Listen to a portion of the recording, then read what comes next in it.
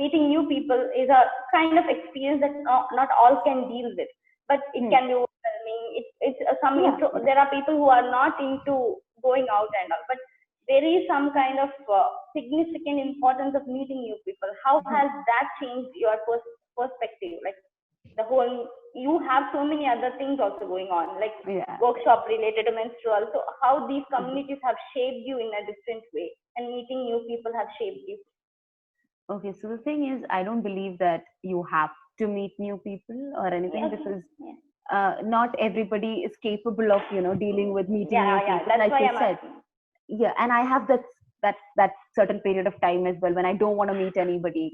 I just want to be by myself, reading books or watching movies, just my own time. I don't go out at all sometimes. As much as it looks like I'm a very big extrovert outside, I'm an ambivert. I have my extrovert time and I have my introvert time as well, when I don't enjoy talking to anybody at all.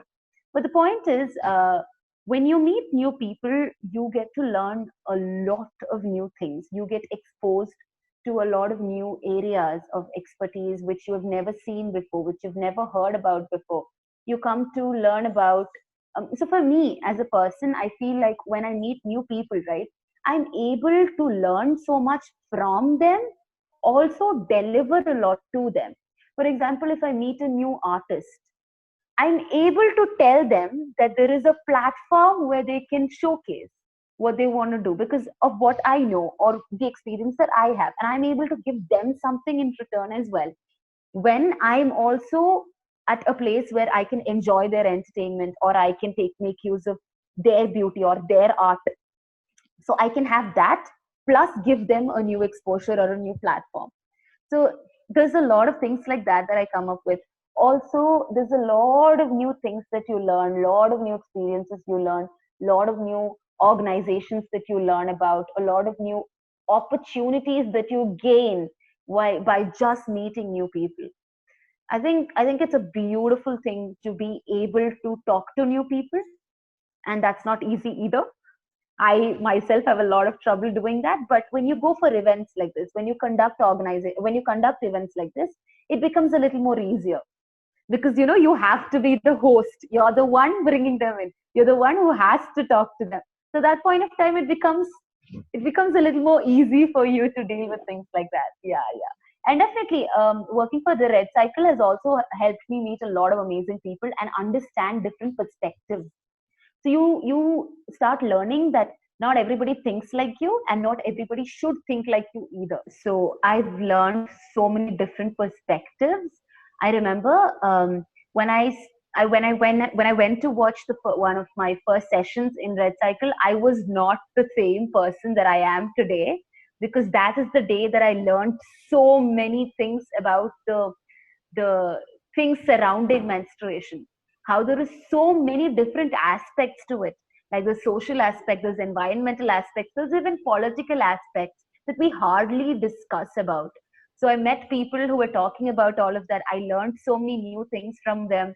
I knew that we have to change our perspective. Sometimes we have to learn, we have to unlearn, we have to relearn so many things. And I think all of that either comes from meeting new people or reading like a crazy amount of books. Yeah, these are the only ways I guess. That's the two options.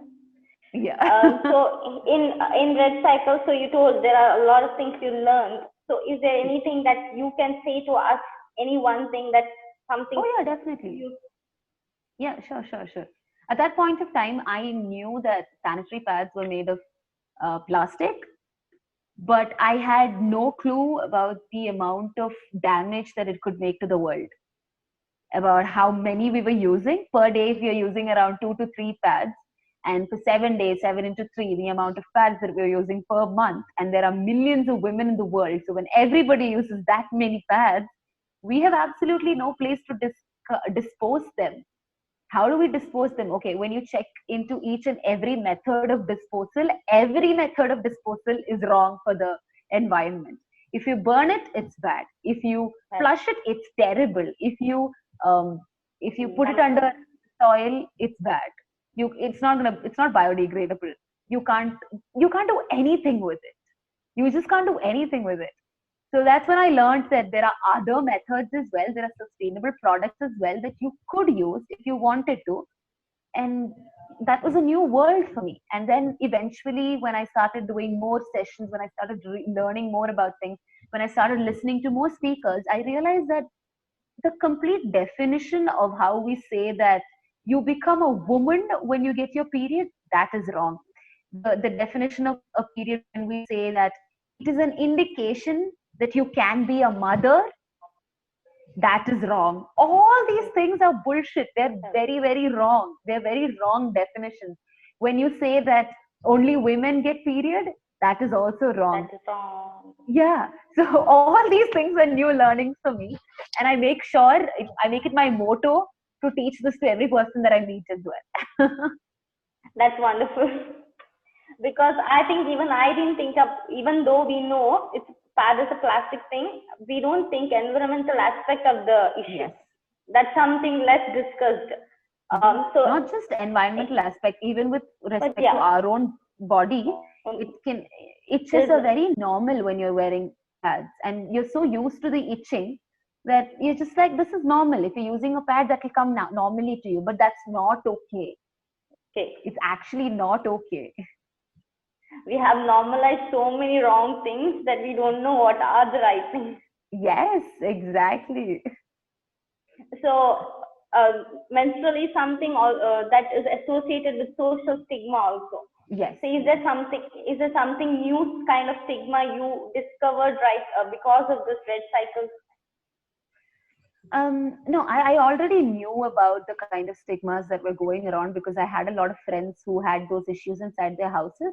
I never had to face it, luckily, because my parents were pretty open to it and they never induced me to any kind of stigma related to menstruation. We did not have any kind of celebration for our menstruation or any kind of stigma associated with it. So I was very lucky. But I had a lot of friends who had a lot of trouble relating to all of that.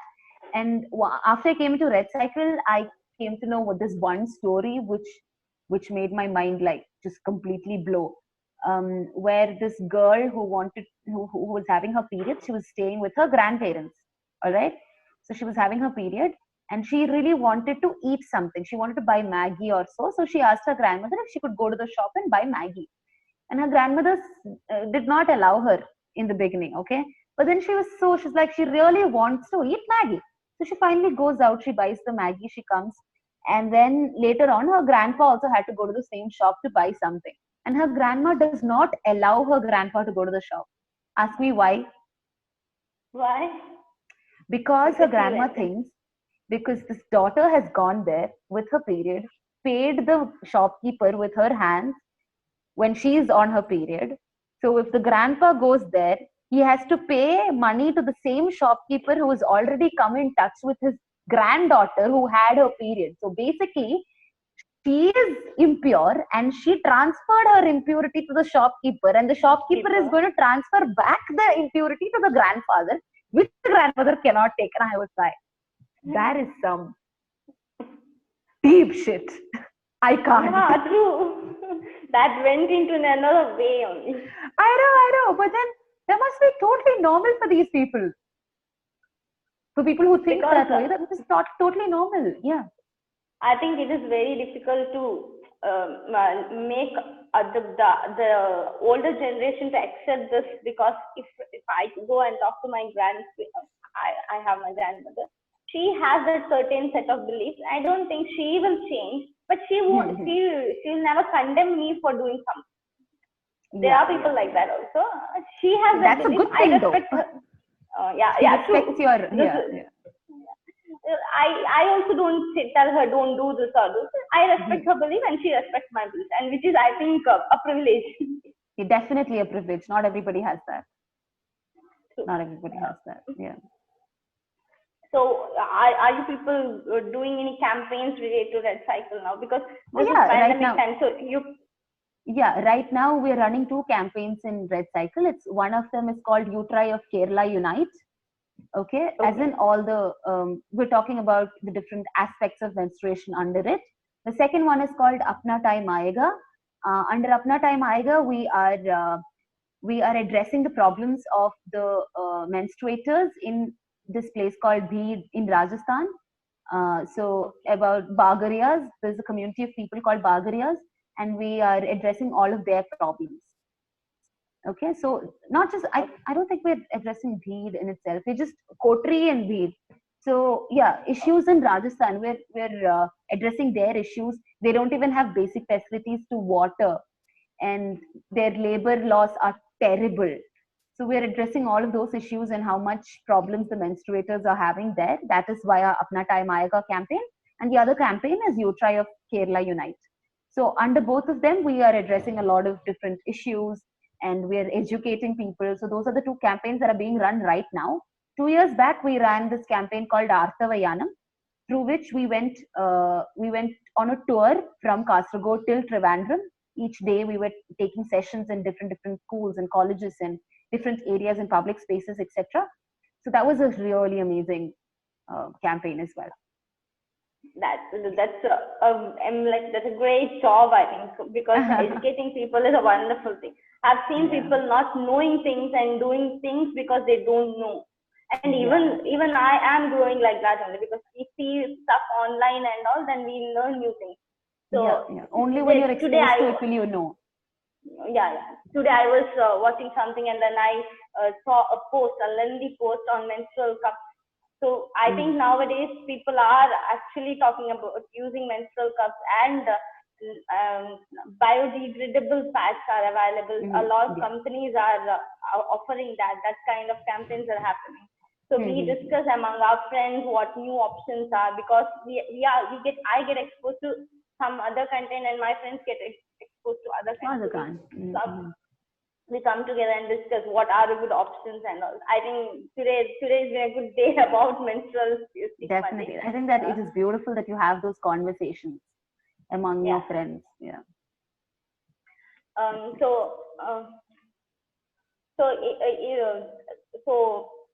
don't know when this pandemic will end. So what are your next plans that you can say now relating to your own psychology and other things, like through your YouTube and Instagram?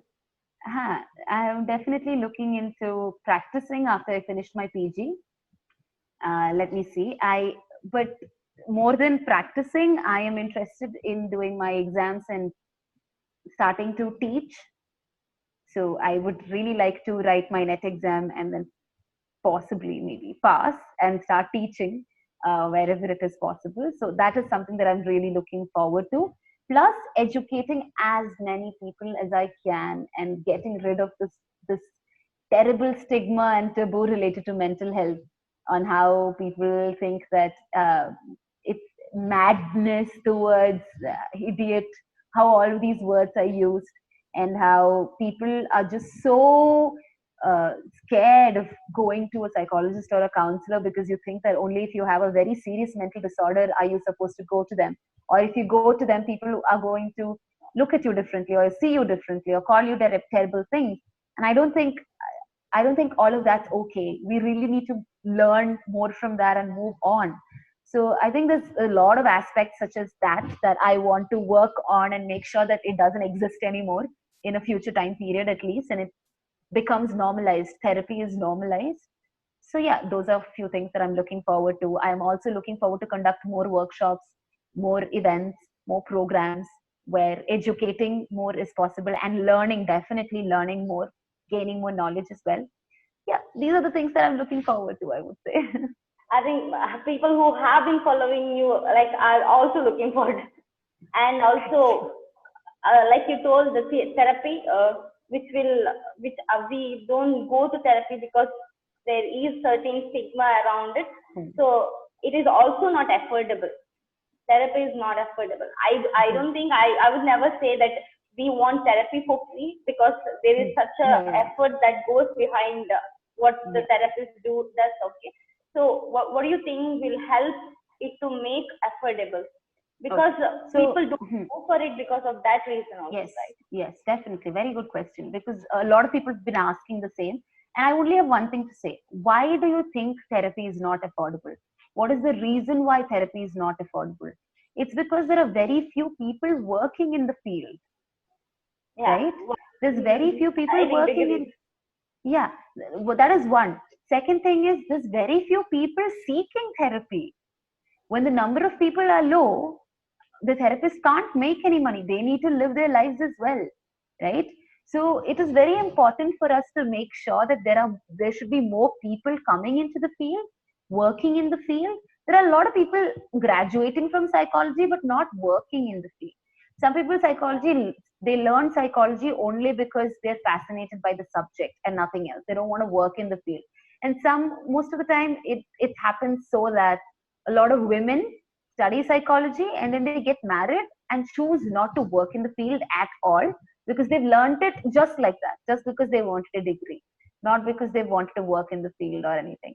So that makes it very difficult, right? The number of psychologists become really low. And in India, the number of psychologists and mental health professionals are incredibly low. Luckily, at this point of time, since a few years, like the past 3 to 4 years, it has been increasing. So we can hope that in the coming years, therapy will get a little more cheaper.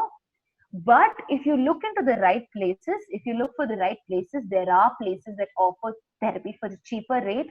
There are places that offer therapy for free as well. If in case, only if you really deserve it.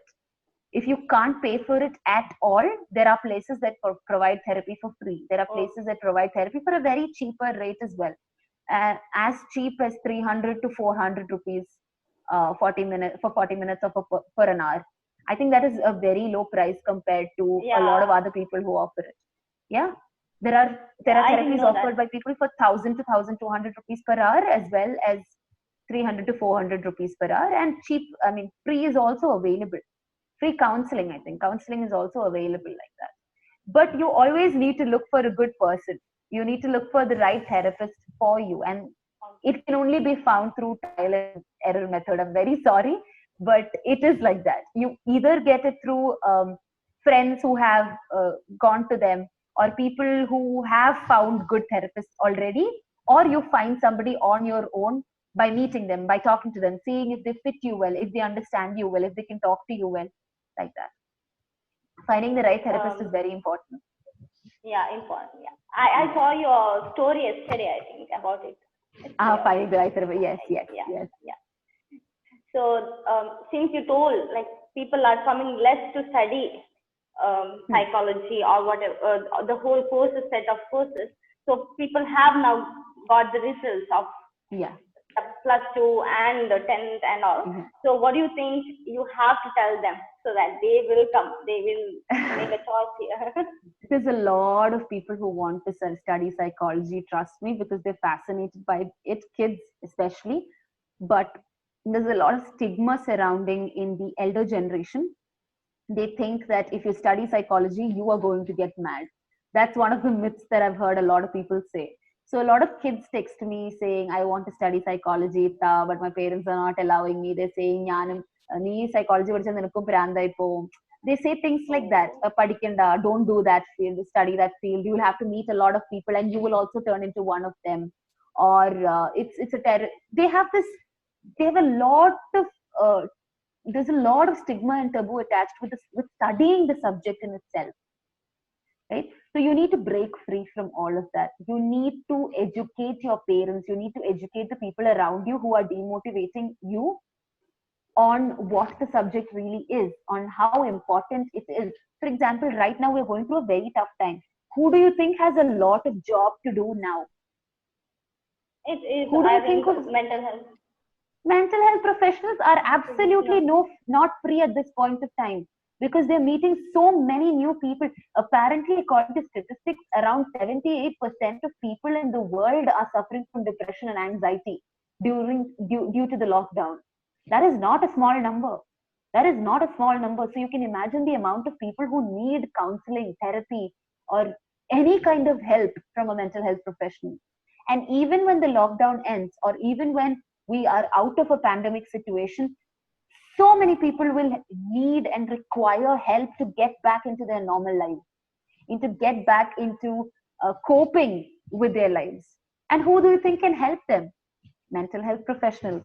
So if there's one field that is never going to run out of scope, it's going to be mental health professional, because you'll always need to maintain your sanity, to have a balance in your head, right? It's a field of Yes, yes. arts and science mixed together. No robot or no machine can understand you like a human being can, like a mental health Yeah. professional can. Yeah. So I think So that's what there I'd is like to say to the students out there. no, there is a lot of people not choosing because of their parents also. I have seen it happening. Not only ending up in engineering, like Yeah. a lot of my friends did, because their parents didn't let them do it. So the thing is, with the, I forgot the question. I was It's okay. Even if uh, the kids are doing engineering, right? Even if the kids are doing engineering right now, if they're really interested in psychology, I've seen this happen. They go on to study psychology later. After they're done with their yeah, engineering, they just say, engine, I don't want to do engineering anymore. And then they do their PG in psychology. They study more about psychology. And then they get into the field. They do counseling. They can't be clinical psychologists because they don't have a background. And you need an MPhil to be a clinical psychologist. You can't do an MSc in clinical psychology and be a clinical psychologist. You need an MPhil. So they usually can't do that, but they can be counselors, right? So you yeah, can yeah, get into the field, and they do that as well, defying their yes, parents at that point of time. yeah. Once you're independent, then you can do anything. Yeah, exactly. Even in 10th, we had something to write in our report card, like what do you want to do? So I wrote Yeah. psychiatrist because I was Okay. I was very curious about brain, because I Okay. wanted to know how mind works. I Okay. didn't know what it meant actually, but Okay. at 15 you know only so much. But then I Uh-huh. didn't choose it because we in our locality there was no courses like that. Then I Okay. didn't want to go away from the home, so I chose engineering only at finally. So Okay. now, All right. so, but then that is the reason I watch a lot of documentaries, read about, because it is so intriguing to know how our brain works. So Yeah. recently, even in lockdown, I kept on watching. I only put Netflix offer because I wanted to watch the documentary on brain and stuff, because Oh, it's which so one are you nice. watching? It's about mind, memory, brain. Is It it was a Mind whole set Explained? of yeah, mind Mind explained. I Explained. watched, Oh, it's a yeah, brilliant then one. Yes. yes, it for basics to people who don't know really about anything. It's such a mind opener. I think how our Yes. memories work. Explained. The series called Explained in itself. They have a lot of different So types of yeah, it's good. explained. Yeah, Yeah, it's really good. It's really yeah, good. it's good. So Yeah. I wanted to watch one documentary, so I only put for one month, and then I watched and I'm done.